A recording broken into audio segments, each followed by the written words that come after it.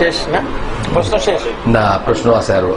মাসলাহাতের কথা বলে কিছু আলেম উম্মাকে জিহাদ বিমুখ করে রাখছে, এই ব্যাপারে আপনার মন্তব্য? এটা বোধহয় হয়ে গেছে, তারপরে এক একটা লাইন বলতে পারেন আর কি। মাসলাহাতের কথা যে এত বললেন। না, আমরা মানে আমি যে কথাটুকু বলবো, কিছু আলেম মাসলাহাতের কথা বলে জিহাদ থেকে বিমুখ রাখেন, মানে যে ভাই এই কথা বলেছেন এটা আবেগের কথা বলেছেন। জিহাদ থেকে কোনো আলেম মানে উম্মাকে জিহাদ থেকে বিমুখ রাখবেন না। আর দ্বিতীয় নম্বর কথা হচ্ছে, কোনো আলেমের দায়িত্ব নয়, এটাও খেয়াল রাখবেন, খুবই গুরুত্বপূর্ণ কথা বলছি, কোনো আলেমের দায়িত্ব নয় তিনি জিহাদের ঘোষণা দেবেন। কোনো আলেমের দায়িত্ব নাই তিনি জিহাদের ঘোষণা দিবেন। যদি কোনো আলেম নিজের কাঁধের উপরে দায়িত্ব নিয়ে এসে ঘোষণা দিয়ে থাকেন, তাহলে তিনি অন্যায় করেছেন, তিনি জালেম, তিনি মুসলিম উম্মার উপর অন্যায় করেছেন। কারণ জিহাদের ঘোষণা দিতে হলে জিহাদের অথরিটি হচ্ছে জিহাদের মুসলিম শাসক। কোন আলেমের কথা আমার কাছে তো কিছুই নেই, আমার কাছে নিজের চাকরিও ঠিক নেই, জিহাদের ঘোষণা দিব আমি করতে, আবার চাকরিটা তো ঠিক নেই। আমার চাকরি কি ঠিক থাকবে কিনা কালকে গেলে চাকরি থেকে যদি আমাকে বের করে দেয়, তাও আমি কিছু করতে পারবো না, তাহলে আমি জিহাদের ঘোষণা দিব কোত্থেকে? তারপরে আপনার তথাকথিত জিহাদের ঘোষণা করে দিয়েছে, কোথায় আজকে তাদের জিহাদের অবস্থা কি? নিজেদের আদৌ কোনো কিছু করতে পারেছে কিনা? নিজেকে তো রক্ষা করার মতো কোনো ক্ষমতা তার নেই, কি উম্মাকে রক্ষা করবে? উম্মাকে রক্ষা করবে কিসের ভিত্তিতে?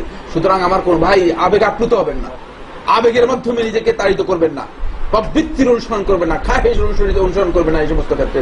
এটা মুসলিম উম্মার সাথে সম্পৃক্ত বিষয়। সুতরাং জিহাদ ঘোষণা করার রাইট কি কোনো আলেমের নেই। কোন আলেম যদি জিহাদ ঘোষণা করে থাকে, তাহলে সে জুলুম করলো, সে জালেম, সে অন্যায়কারী। কোন আলেমের অধিকার নেই সে জিহাদ ঘোষণা করতে পারে। জিহাদের অথরিটি রয়েছে সুনির্দিষ্ট, সেই সুনির্দিষ্ট অথরিটি যদি জিহাদ ঘোষণা করে, আলেমরা তার অধীনে জিহাদ করবে। শেখুল ইসলাম ইবনে তাইমিয়া রাহমাতুল্লাহ আলাইহি মুজাফফর কুদসের অধীনে একজন খলিফা, তার অধীনে, এবং সে কোন বড় আলেম নয় কিছু, তার অধীনে জিহাদ করেছেন। এই জন্য তাদের যেহেতু কর্তৃত্ব তাদের, আপনার তো কোনো কিছুই নেই, আপনার এখানে জিহাদ ঘোষণা করবে কি? আমি এখন জিহাদ ঘোষণা করে আমি পথে যাওয়ার তো আমার সুযোগ নেই, রাস্তায় গিয়ে আমি দাঁড়িয়ে থাকতে হবে, জিহাদ ঘোষণা করলে হবে, কিসের জিহাদ ঘোষণা করলাম? সুতরাং আমাদের খেয়াল রাখতে হবে যেটা, সেটা হচ্ছে আমাদের ভাইরা, আপনার মাসলাহাতটা খুবই ইম্পর্টেন্ট, মাসলাহাতকে ক্ষুদ্র করে দেখবেন না।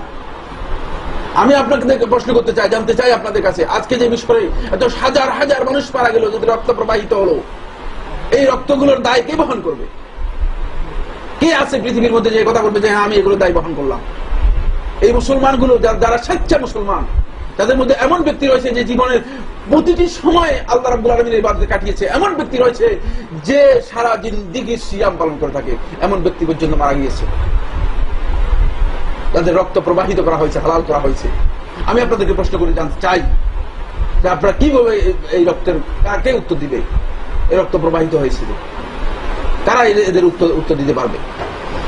কিন্তু সেক্ষেত্রে আসলেই আমরা আবেগ তাড়িত হয়েছি, প্রবৃত্তি তাড়িত হয়েছে, আমরা মনে করছি না এটাই যথেষ্ট হয়ে গিয়েছে। না, এবং এটা যে শেষ, আমি তো আমার যতটুকু স্টাডি রয়েছে, আমি অনেকগুলো এই বিষয়ের উপর আমার যতটুকু স্টাডি রয়েছে, আমি যতটুকু বলতে চাই, এই রক্ত শুধু শেষ হয় নাই, রক্তের সাগর প্রবাহিত হবে আরো, সে হয়তো শেষ নাও হতে পারে, কিন্তু কোনো রেজাল্ট, কিন্তু কোনো লাভ মুসলিম উম্মার জন্য আদৌ কোনো লাভ এর মাধ্যমে হবে আমি বিশ্বাস করি না, আমি বিশ্বাস করি না। সুতরাং এটা আলেমদের ভেবে দেখা দরকার, এটা তাদের চিন্তা করা উচিত যে আসলে এই ক্ষেত্রে যারা দিক নির্দেশনা দিচ্ছেন, তারা সত্যিকার মানুষদেরকে সঠিক দিক নির্দেশনা দিচ্ছেন না, সঠিক দিক নির্দেশনা দিচ্ছেন না।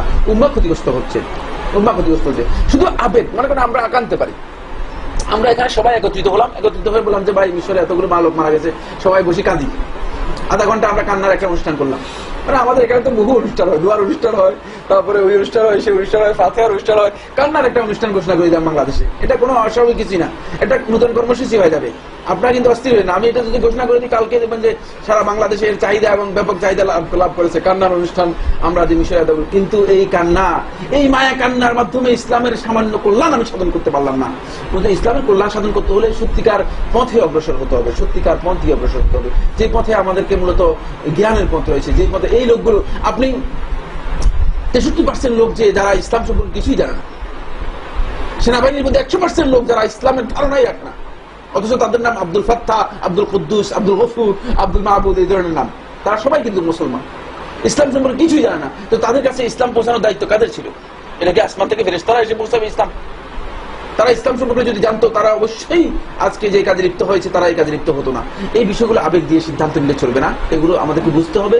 এগুলো মূলত মাসলাহাতের সাথে সম্পৃক্ত বিষয়, এই জন্য মাসলাহাতের কথা বলা হচ্ছে। এবং মাসলাহাতের কথা শুধু আমি বলেছি এই নয়, এটি সলফে সালেহিনের মানহাজ, এটাই সলফে সালেহিনের মানহাজ।